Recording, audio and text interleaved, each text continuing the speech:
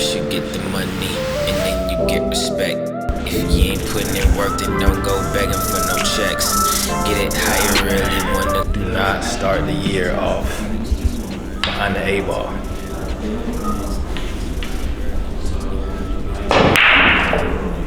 Man, so what's been good, bro? You know, I've really just been figuring out that I don't even want to talk about it anymore, you know? I want to let the action show. You know, I just want to do what I said I was going to do. And I feel like I've been living that. I feel like I'm coming into a new era. I just wanted a new change and a new feel of things, down to the way I'm doing the merch, the way I'm doing the videos. I grew my hair out for the first time ever. I've never in my life had this amount of hair in my life. You know what I'm saying? Y'all know me in the Steve Harvey line and the haircuts. But I think I think that's just a testament to how I'm feeling about this new wave of inspiration, you know, that I've been blessed to have, and I'm not taking it for granted, man. I'm executing all of my ideas very quickly. You know, for instance, I designed this hoodie maybe 2 days ago. Ordered the blank, and it had it made automatically. And those are the type of things I want to do, because the sooner you get the ideas out of your head, you make room for more. You make room for more ideas. You know, as creative thinkers, we hoard the creativity, so we don't give ourselves an opportunity to execute more. You're still thinking about the last one, but when you get the last one out of your head, you open yourself up to new ones. So we execute now. Execution season. She lives on a top floor of a high rise on the beach. She goes to Yeah, she's happy. yeah, she's happy. Man, talk to me about these new videos you've been doing. Wow, man, the quality is amazing. You've been spitting the game. You've been giving them all of the veterans. They got to come to you if they want this game. Over, what you say, $250,000 in free education. All the things. I've been tapped in, bro. I've really been watching this, bro. This is not a game. I've really been watching. I've really been soaking in the game. Tell me what's going on. I'm just gonna continue to focus on whatever product offering I may have this year, and just lean into the fact that, you know, I am a veteran. Like, just lean into myself, essentially, lean into those thoughts. So that's why I'm in the process of creating a series called Life on the Rise, you know, essentially, because I'm one of those people that has a multi-hyphenate, I would say. So I think that it would be a disservice if I actually didn't talk about those things, you know, everything from the podcasts to music to all of the extra things that make me who I am. I think, you know, financial services is just one of the pieces. And of course, I'm a real estate developer at heart. I'm a real estate developer of energy storage right now, but, you know, we'll see where the future takes us. But honestly, man, just trying to focus on continuing to live the dream, you know what I'm saying? And, you know, this is just a small part of it. You talk a lot about living a dream. Shout outs to you. One of the things I love that you also express is tasting the dream. So love that. Yeah, man. I think tasting the dream is really about experiencing the future life, like your ideal life before it comes to fruition. But experiencing one piece of it. So it could be just looking at something that you admire, or something that you want to have in your life, all the way to going to the dealership, going to the store, going up to that girl. Like, just continue to focus on the dream, because closer you bring it to you, the more essentially that's when it becomes real. So yeah, man. But honestly, the consistency and the content has been insane. No, for you, bro, how have you been able to just navigate that, being so busy? Also, like, just want to highlight the fact that I saw you. You know what I'm saying? This, like, we're about to start something. He's like, hold on a second. I need to post this video. And so, I mean, that takes dedication, it takes concentration, focus, drive. So yeah, like what's that about? Love, bro. That's it, yeah. All right, bro. How the heck are you so consistent with this content game? Like, I know we talk about it every time, but I feel like you hit a different level each time we connect. So where is this coming from, bro? All right, short answer. I need space on my phone, so I gotta get this stuff out the way. If I sit on content too long, I'm not inspired to post it anymore.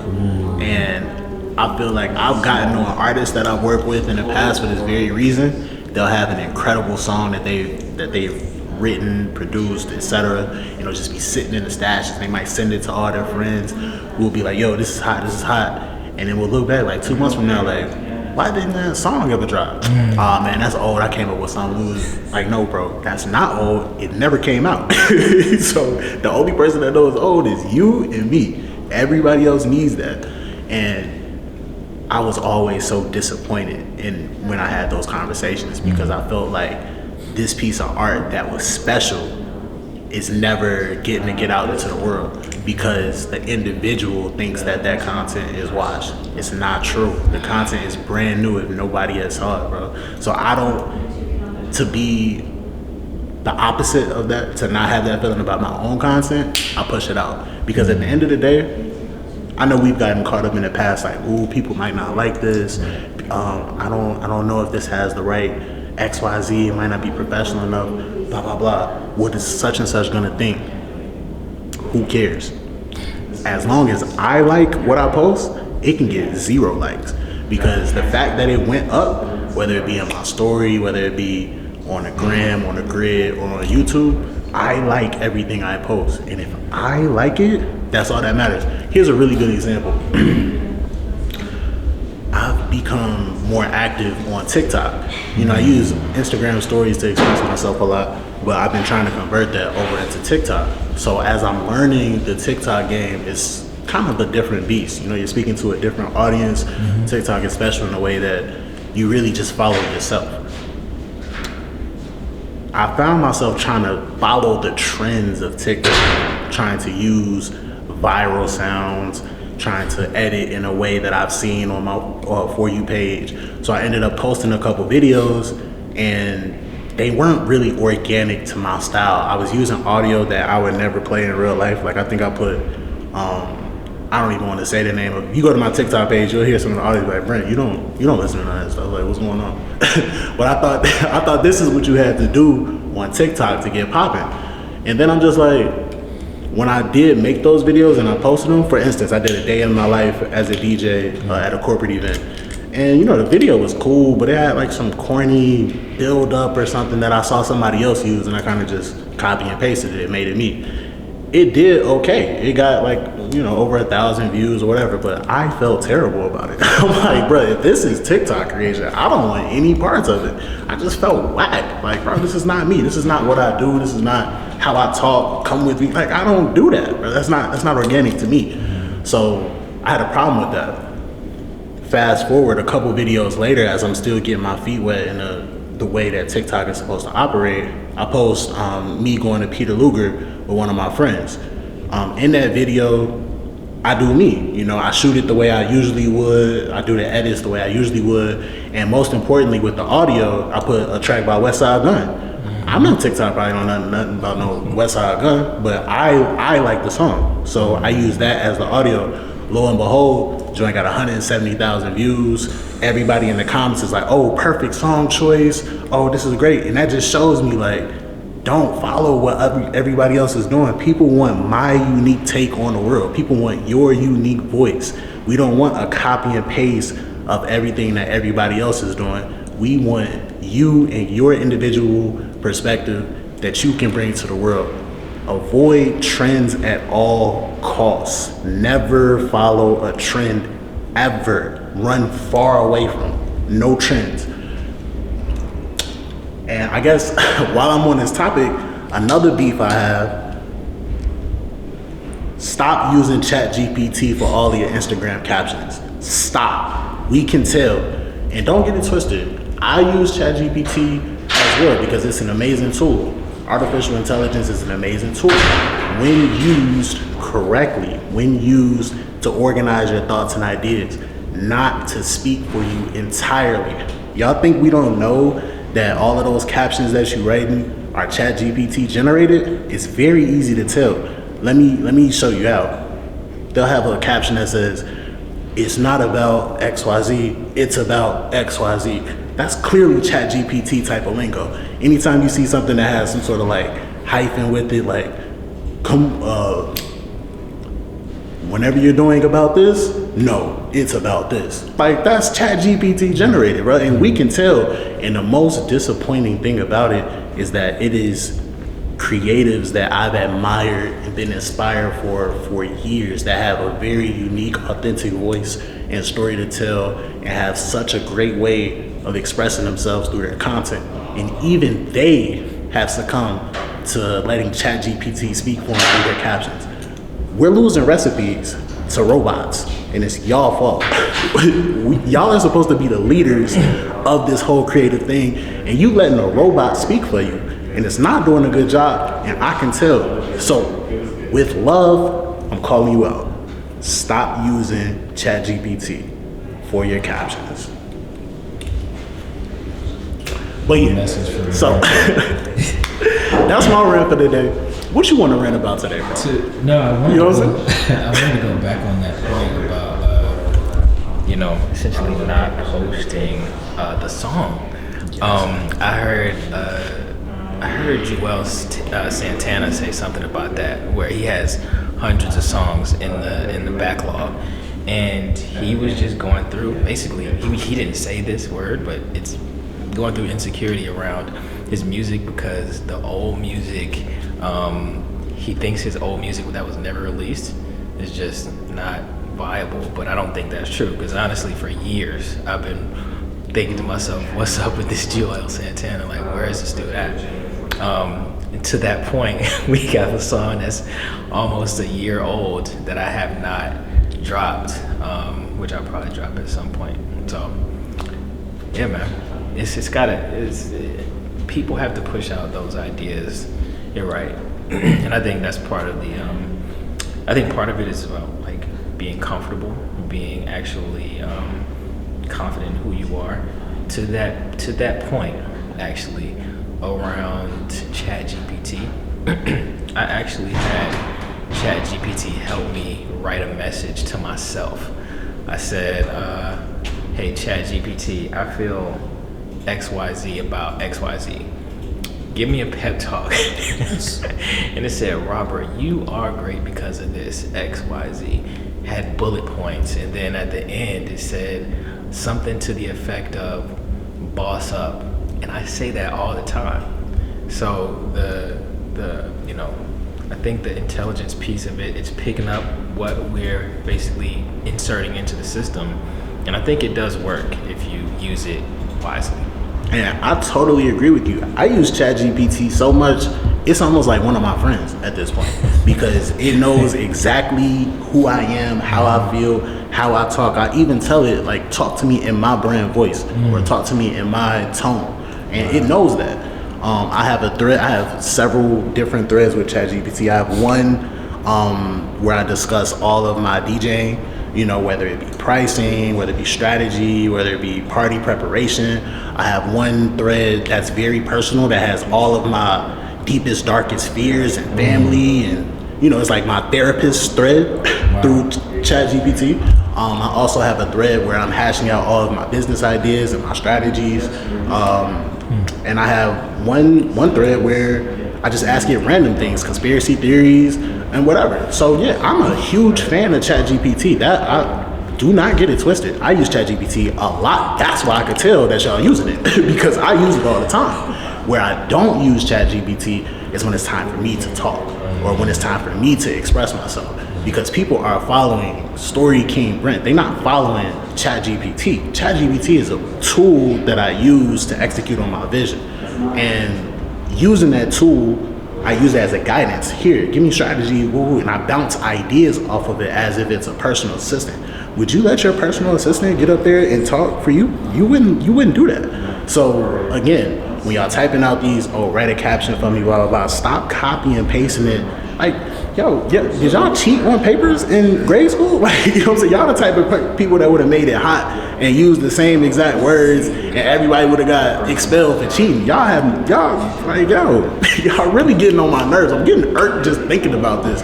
When I scroll through the gram and there's people I've been following for 10 years and y'all using ChatGPT captions, man, stop that. Man, I'm gonna start writing comments on y'all too. Like, yo, stop using ChatGPT in these comments, man. For real. It's really irking me, man. I'm very passionate about this in 2025. Stop. Yeah, so how do you think that you've, in what ways, that was hilarious. Because, okay, I personally feel like you've grown in a few ways. Thank you, brother. I appreciate it. I don't know how you would, sum that up. One thing, I don't know, you got the movie star skincare regimen. Yes, bro. You see me? Thank you. Saying, I appreciate that. In the beard. Okay, so you said that you weren't. You said that you weren't gonna. What's going? Like, how do you use beard oil or? Absolutely. Okay. The skincare routine is something that my little sister has always been. Like, my little sister was a beauty influencer. Is a beauty influencer. You know, she had a traumatic event where she's no longer able to do her skincare routines, but that's something that she was very passionate about. And I should have been picked up this game a long time ago. I'm not gonna lie to you, but how I got into skincare in a modern way, I'm not gonna lie, I was on a date like 2 years ago. You know what I'm saying? This shorty, she had the whole skincare thing going crazy, and I just put that along with what my little sister used to do, and then I started to work in the process. Started to hit Sephora, you know what I'm saying? You dudes is going to the liquor store, y'all need to be going to Sephora. Y'all need to put the Henny down, put the Ciroc and a Don Julio down, and go to Sephora and get you some topical serum, get you some sunscreen, or get you a toner and exfoliate. Go get a mud mask. You know what I'm saying? But now, to be serious, these are all this is all real points. But to be serious, I do take my skincare routine seriously. I do take my hair care routine seriously. My beard oil products I use is for skincare. I think it's a 6 steps process. So first, I wipe my face down with it's like moist towelette or something like that. Shea Moisture has those. Then I apply I don't want to get out of wrong order. See, I'm not a beauty influencer, but just know I have a toner, an exfoliate, I have a serum, then I do sunscreen, and then before I do sunscreen, I do a moisturizer. Then I do sunscreen, then I have a serum as well. That's for the skin. Now for the hair, I use Wild Growth hair oil. I also have a conditioner, all by Mael. And then I have like a curling gel, and then I do the little, you know what I'm saying, a little squeegee thing. And then for the beard, I have a Mael wash, and then I have 2 different combs that I use. I have one wooden comb to like scrub it, and then I do like a little scrub comb just to make sure it's cool. And then I apply beard oil as well. No, I have like a beard balm and then a beard oil. You feel me? So look, ladies ain't the only ones that's taking a long time to get ready these days. You know what I'm saying? Gotta look right. And I did, I completed the Invisalign last year. Feel real good about that. But it's just like, yeah, man, it's being the best version of yourself. That's why we here. It's a short time. Let's enjoy it when we look in the mirror. That's why stop hating. You hate yourself because you ain't taking care of yourself, man. Dang. Eat some fruits and some vegetables too, bro. Sure.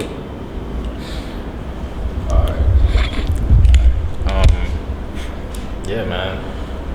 Did you talk? I don't think you talked about the products. Which products? We didn't. I don't think we talked about. Oh yeah, for sure. Before we do that, tell me about this look you got going on, bro. Oh, man. Honestly, I really like the simplicity of having a turtleneck with a blazer, or like a cardigan or something like that. So, wanted to make sure that I incorporated that along with some sort of eyewear. I knew that Brent was coming, so we had to be smooth for execution season. But in this beanie, I think I got it from Uniqlo, I believe. I got a bunch from there. I actually counted my beanie collection. It's like 21 plus or something. Like who has? Anyway, Mad Hats. I see you've been dropping a lot of game for the veterans. Why is that important for you? Why did you?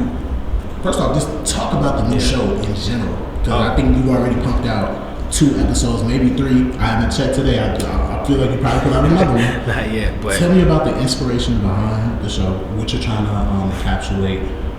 Is that part of the content? Just tell me the whole strategy about that. We were very interested in it. Plug the show too.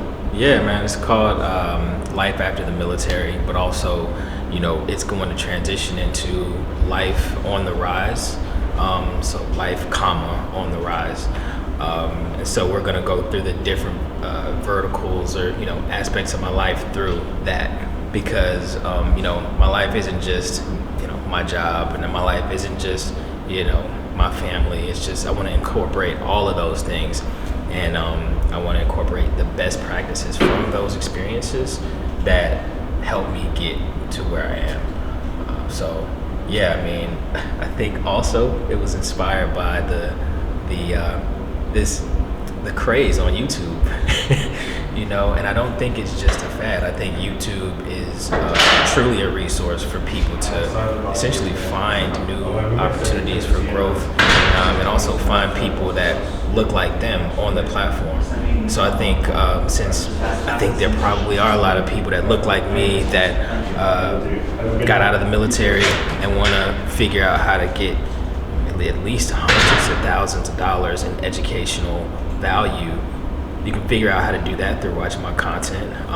And then by the time I do buy a business, especially with the SBA 7A loan, I'll be able to show you how I did it and show you how to do it as well.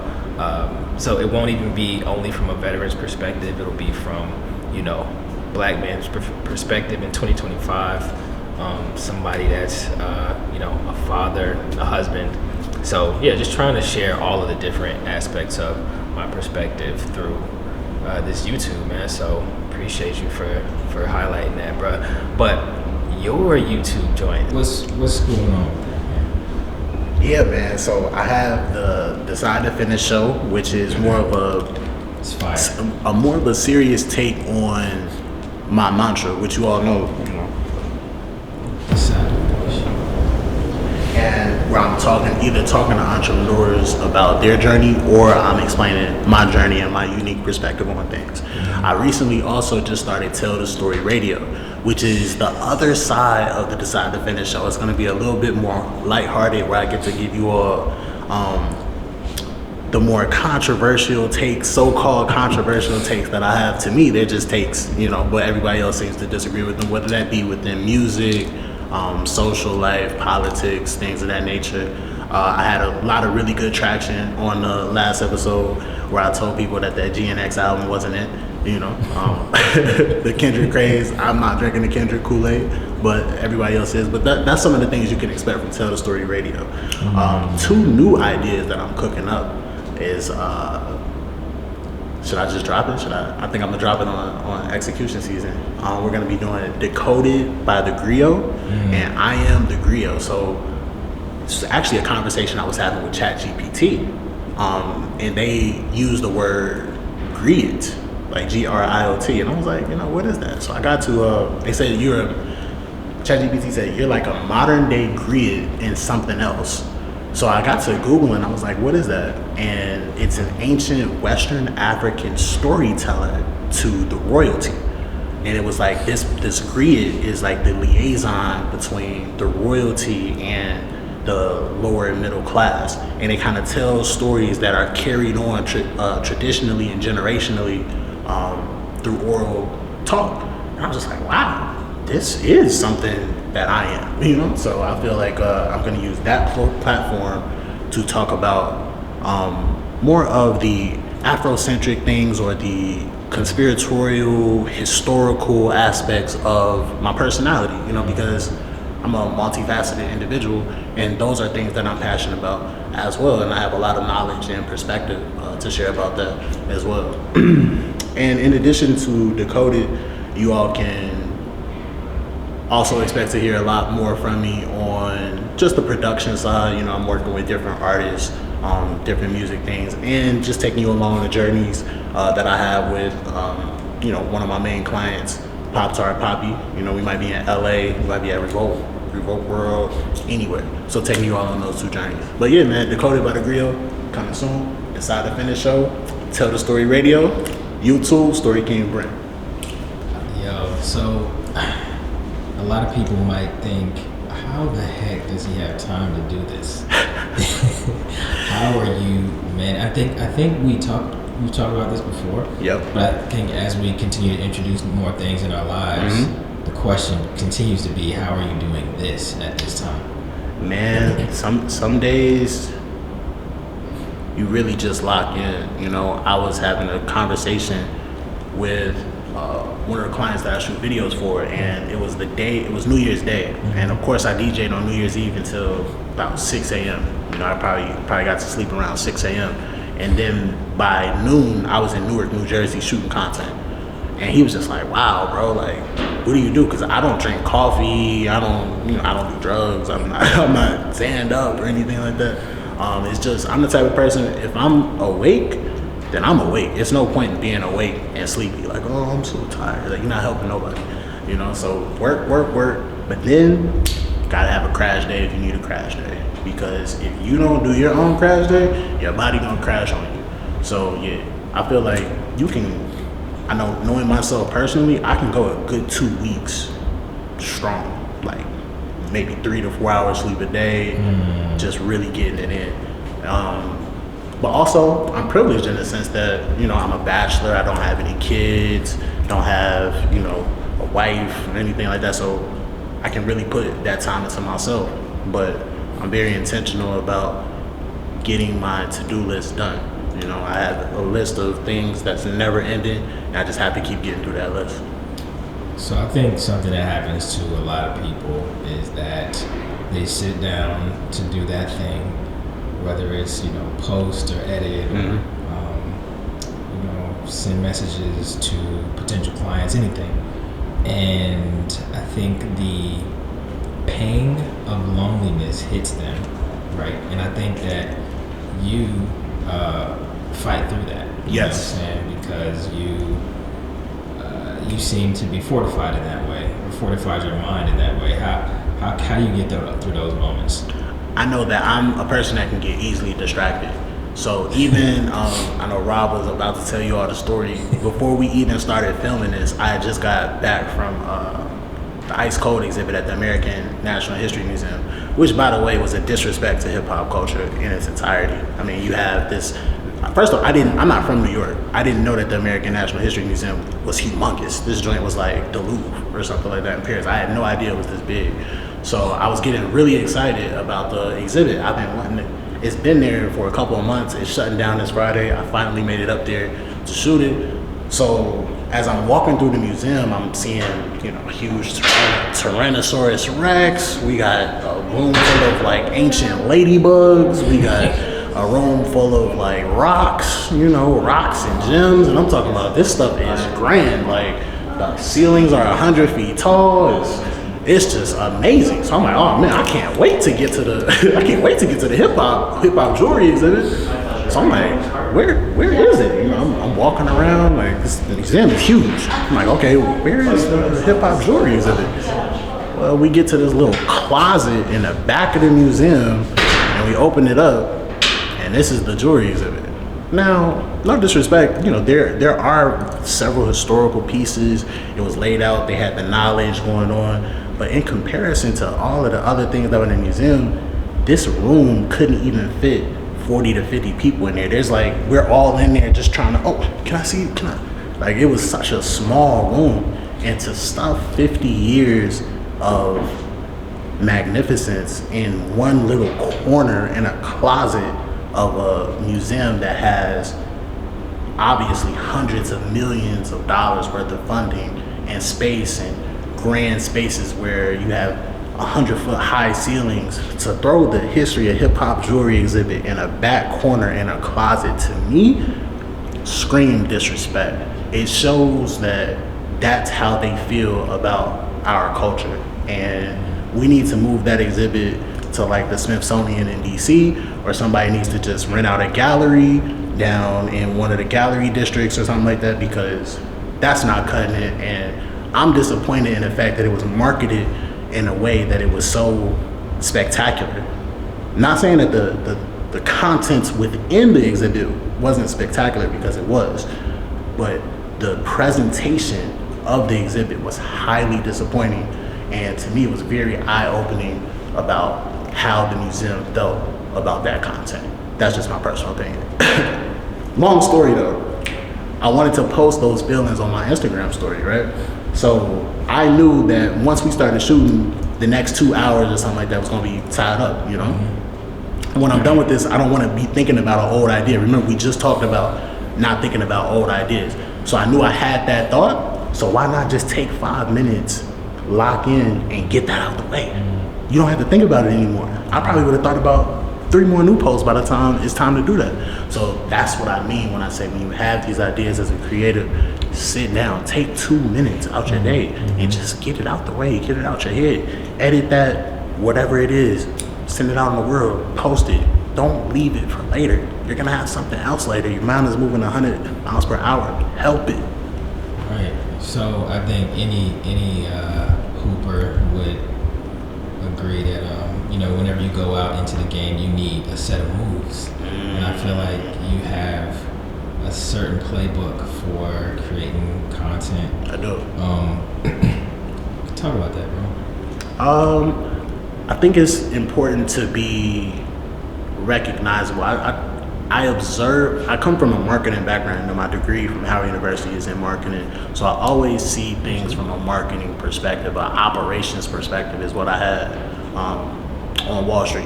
I am the Wall Street dropout, but I still look through the world through those lenses. So even if you see give me a brand, random brand. Gucci. Coca-Cola, McDonald's, whatever. You see their commercials, it has a certain tone to it. That has a certain brand voice to it. You look at your favorite creator, whoever that may be, you see their posts, you might not even see them, but you can tell it's their post just by the texture of the video, or maybe the colors that they're using. So unconsciously, I've begun to do that myself. I've come up with different colors that I use for different topics. If you notice, if you follow my content very closely, you'll notice if I'm at the Factory 380 and I'm posting about my DJ life, I'll use like that hot pink magenta type of text. If I'm talking about decide to finish, it's probably going to be burgundy against orange, or orange against burgundy. If I'm talking about flying out, it's probably going to be that blue color. So these are just things that I've unconsciously stuck to. Because I just believe in segmenting the different parts of yourselves and branding each individual spot. I'll never forget one of the earliest experiences I had that it really sank in is when I was in training for my job in high school. I was at Target, and they were telling us, you need to ask everybody at Target, can I help you find something? And you have to use those exact words. You can't say any other iteration. We want you to say, can I help you find something? Because we've ran research, and that set of words and that verbiage is what everybody reacts the most positively to do. So don't ask them, yo, can I help you with something? Or you need anything? No, say, can I help you find something? They stress that to us. And I was like, wow, the fact that they really wanted to use that set of words was very special to me. Another thing they pointed out in training is that this is the old days too, I don't know if this is still the case, but they said any Target you walk into, the first thing you're gonna notice is how shiny the floors are, and you're gonna smell popcorn. This is all strategic. They came up with this in corporate. They said the shiny floors represent you being in a space that's clean, a space that's gonna encourage you to spend money, and the smell of popcorn activates the aromatherapy and the aroma senses that you're in for a good time. So you walk into Target, it's just like, oh man, it's clean, it smells good, I'm about to spend some money. They spent millions of dollars to get into that idea, and they applied it to all of the things. So why not apply that in whatever way it works in your personal life? That is very interesting, bro. When we talk about like Chick-fil-A, I like to say they always Brandon is say, strong. My pleasure. And I think that's something that I actually say that all the time in my email communication and things like that. People actually make comments about it. Like, man, Rob is a great guy to work with. But yeah, man, branding, I think it means it's a lot. I think that's why, that's the thing. I think you actually showed me a lot about, the importance of presentation and wearing that uniform. I actually do have like this like saying, which is like, let's make something legendary, which I think I need to push more into that or lean more into that, bro. So I appreciate you for that inspiration, for real. But yeah, man, just gonna keep pushing, for real. Just keep pushing. I did have one update, like as far as if anybody's paying attention to me in the whole business acquisition space. Last year I probably went through I reviewed probably 50 deals or so.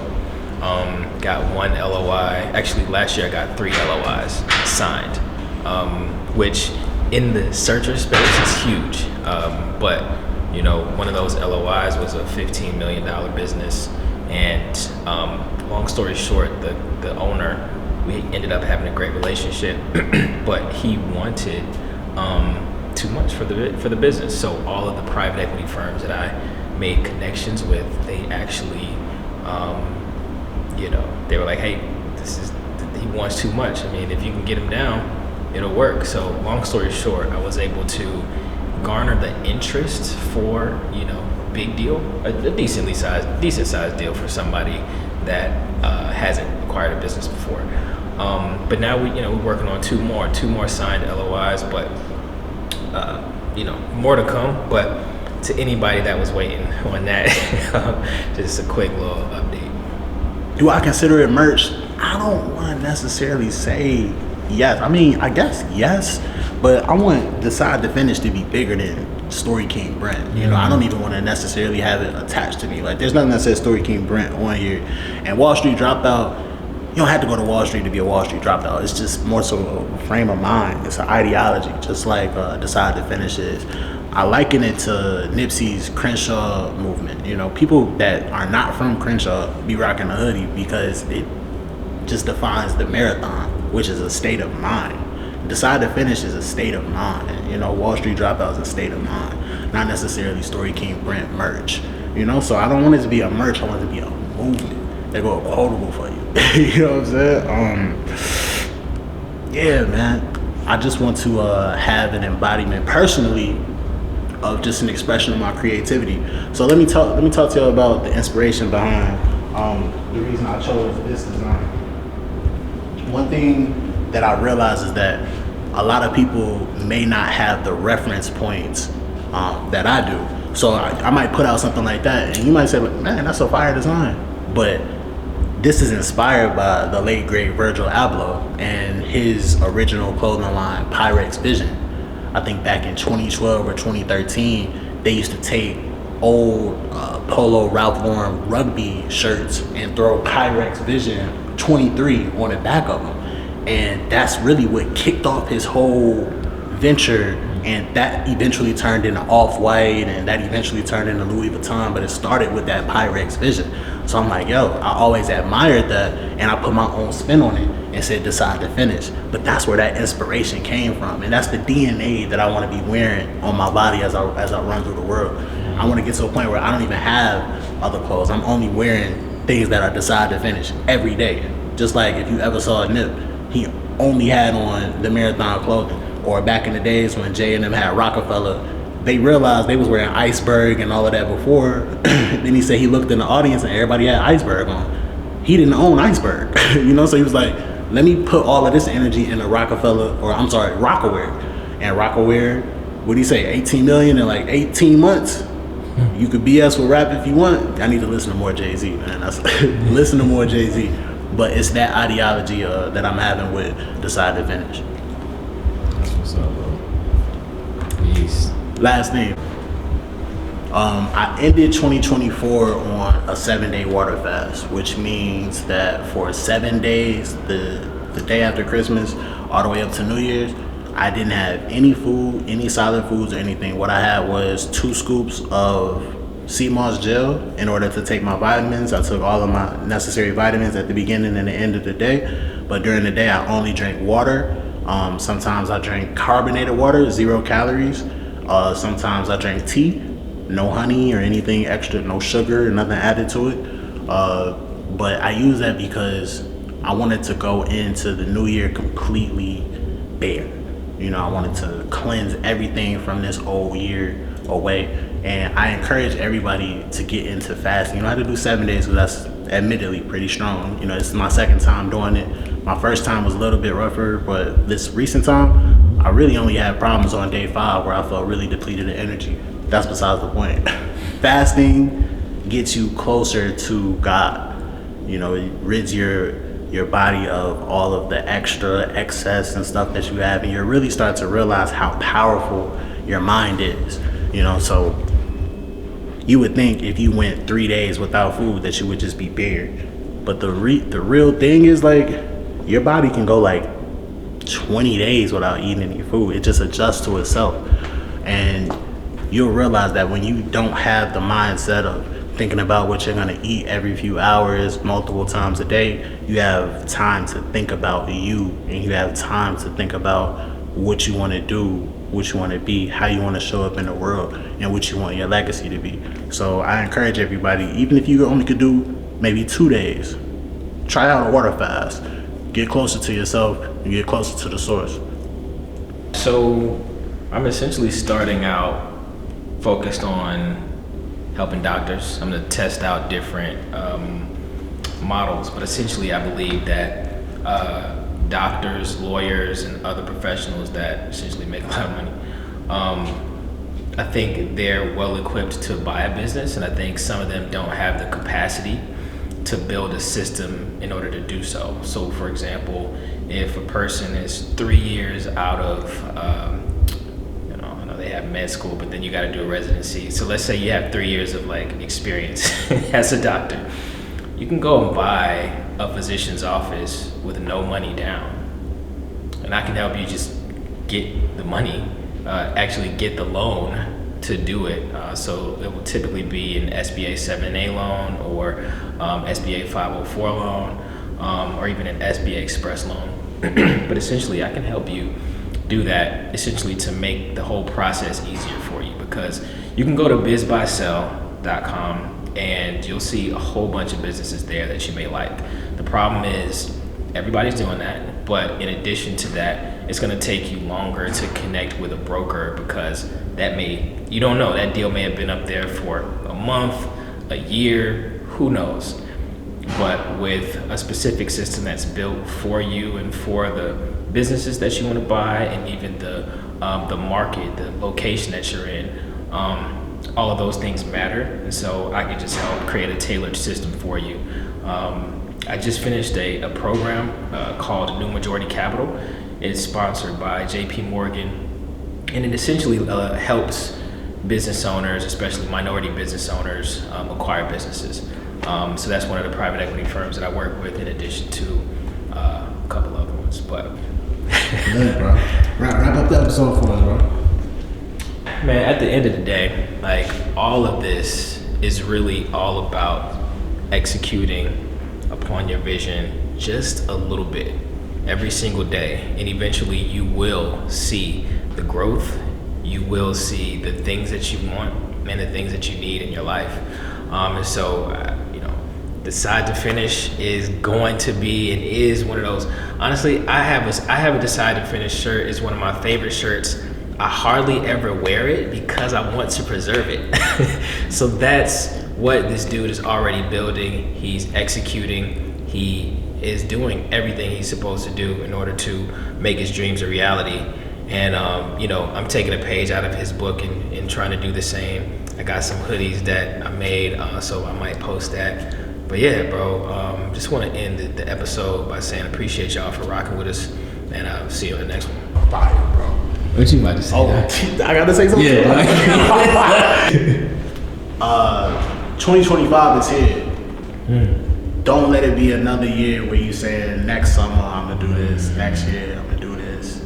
I think Kanye got a line on College Dropout. He's like, this summer I ain't finna say next summer I'm finna. So this year you not finna say next year you finna. You're gonna do it now. You're gonna make a decision. I already know what I'm about to say. Decide to finish, man. Execution season. See you next episode.